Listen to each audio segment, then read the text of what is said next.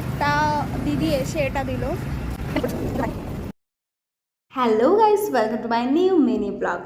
আমার মতো তোমরা কারা কারা আছো যে গ্যালারি ঘাটো আর গ্যালারি ঘেটে ঘেটে আগের সব পুরনো জিনিসগুলো বের করে মেমোরিজগুলো আবার নতুন করে গোছাও? চলো সেই রকমই 2 বছর আগের ভিডিও তোমাদের কাছে আজকে শেয়ার করছি। এই দিনের কিছু ফটো আমি ফেসবুকে আপলোড করেছিলাম, যেখানে তোমরা অনেকেই অনেক ভালোবাসা দিয়েছো। তো আজকে দিনটা চলো তোমাদের কাছে শেয়ার করি। তো সকাল সকাল রেডি হয়ে চলে এসেছি দুজনে মিলে, হাতে ছিল ট্রাইপড অবশ্যই, কারণ সবাই আজকাল এতটাই ব্যস্ত যে আমাদের সাথে ঘুরতে যাওয়ার মতন কারো টাইম নেই। তাই আমরা দুজনেই, দুজনের বন্ধু দুজনেই ঘুরতে খুব ভালোবাসি। আমাদের আমরা দুজন যখন থাকি না, কোনো বোর ফিল হই না। আমরা দুজন দেখতেই পাচ্ছ আমরা কি করছিলাম, এগুলো কিন্তু ক্যামেরার পুরো পেছনের গল্প। জোধা আকবর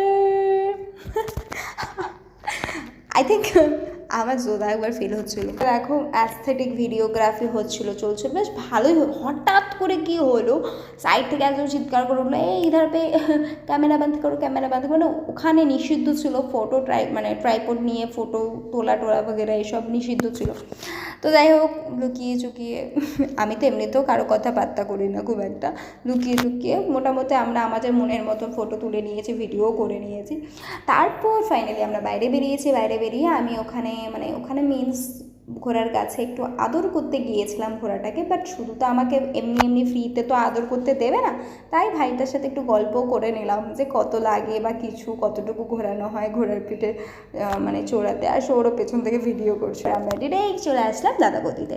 আমাদের আই লাভ মাটন বিরিয়ানি, আর সৌরভেরও সেম। তো আমি আর সৌরভ মাটন বিরিয়ানি খেতে খুব পছন্দ। আমাদের ভীষণ খিদে পেয়েছিল, কিন্তু আমরা বাইরে অন্য কোথাও খাবো না, জাস্ট বিরিয়ানি দাদা বৌদি। তো দাদা বৌদি থেকেই খাবো বলে আমরা অনেক কষ্ট করে খিদেটাকে কন্ট্রোল করে বাইরে থেকে হাবি জাবি না খেয়ে ডিরেক্ট চলে এসেছি দাদা বৌদিতে। তো দাদা বৌদিতে এসে মাটন বিরিয়ানি নিয়ে আমরা দুজনে মিলে এখন খাওয়া শুরু করে দিয়েছি।